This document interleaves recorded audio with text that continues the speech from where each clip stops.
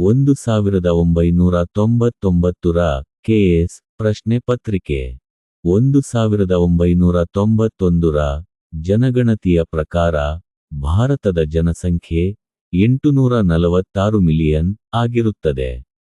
ಜನಗಣತಿಗೆ ಸಂಬಂಧಿಸಿದಂತೆ ಭಾರತದಲ್ಲಿ ಮೊದಲ ಜನಗಣತಿ 1872ರಲ್ಲಿ ಲಾರ್ಡ್ ಮೇಯೋ ನೇತೃತ್ವದಲ್ಲಿ ನಡೆಯಿತು. 1881ರಲ್ಲಿ ಪೂರ್ಣ ಪ್ರಮಾಣದ ಜನಗಣತಿ ಲಾರ್ಡ್ ರಿಪ್ಪನ್ ಕಾಲದಲ್ಲಿ ನಡೆಯಿತು. ಭಾರತದ ಜನಗಣತಿಯ ಪಿತಾಮಹ ಹೆನ್ರಿ ವಾಲ್ಟರ್ ಜನಗಣತಿ ನಡೆಸುವ ಸಚಿವಾಲಯ ಗೃಹ ವ್ಯವಹಾರಗಳ ಸಚಿವಾಲಯದ ಭಾರತದ ರಿಜಿಸ್ಟರ್ ಜನರಲ್ ಮತ್ತು ಜನಗಣತಿ ಆಯುಕ್ತರ ಕಚೇರಿ. ಜನಗಣತಿ ಕಾಯ್ದೆ 1948 2011ರ ಜನಗಣತಿಯ ಘೋಷವಾಕ್ಯ ನಮ್ಮ ಜನಗಣತಿ ನಮ್ಮ ಭವಿಷ್ಯ. 2011ರ ಜನಗಣತಿಯು 15ನೇ ಜನಗಣತಿ ಮತ್ತು ಸ್ವತಂತ್ರ ನಂತರದ 7ನೇ ಜನಗಣತಿಯಾಗಿದೆ. 2026ರಲ್ಲಿ ನಡೆಯುವುದು 16ನೇ ಮತ್ತು ಸ್ವತಂತ್ರ ನಂತರದ 8ನೇ ಜನಗಣತಿಯಾಗಲಿದೆ. ಎರಡನೇ ಪ್ರಶ್ನೆ, ಭಾರತದ ಜಿಡಿಪಿಗೆ ವಿವಿಧ ವಲಯಗಳ ಪಾಲು 2025ರ ಮಾಹಿತಿಯೊಂದಿಗೆ ಸೇವಾ ವಲಯದ ಪಾಲು 54%, ಕೈಗಾರಿಕಾ ವಲಯದ ಪಾಲು 27%, ಕೃಷಿ ವಲಯದ ಪಾಲು 17.9%.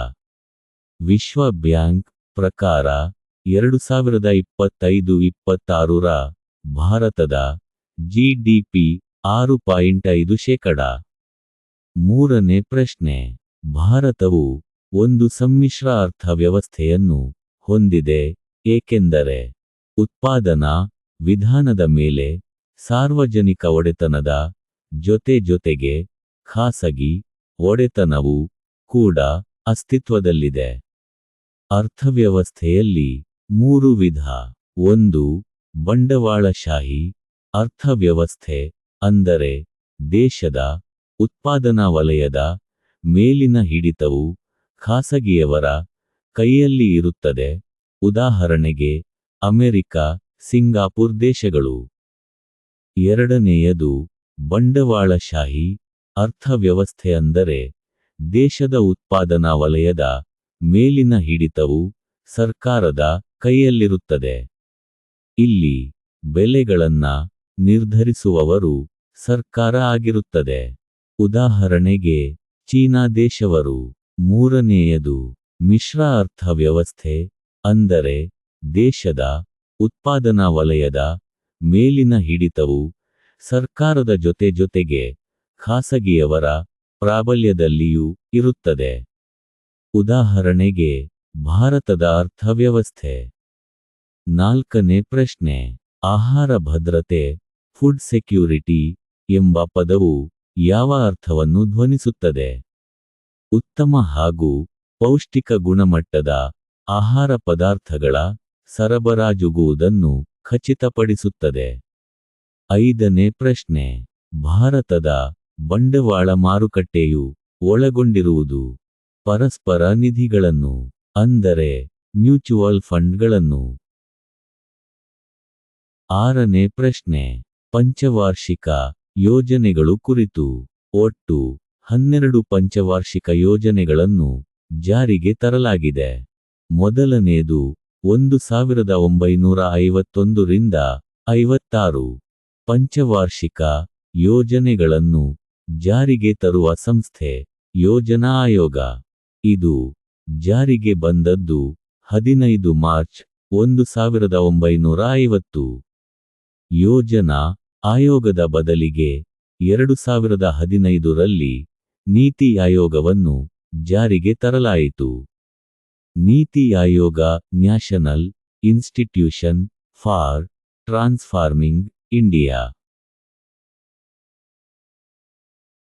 ನೀತಿ ಆಯೋಗವನ್ನು ಥಿಂಕ್ ಟ್ಯಾಂಕ್ ಎಂದು ಕರೆಯುತ್ತಾರೆ.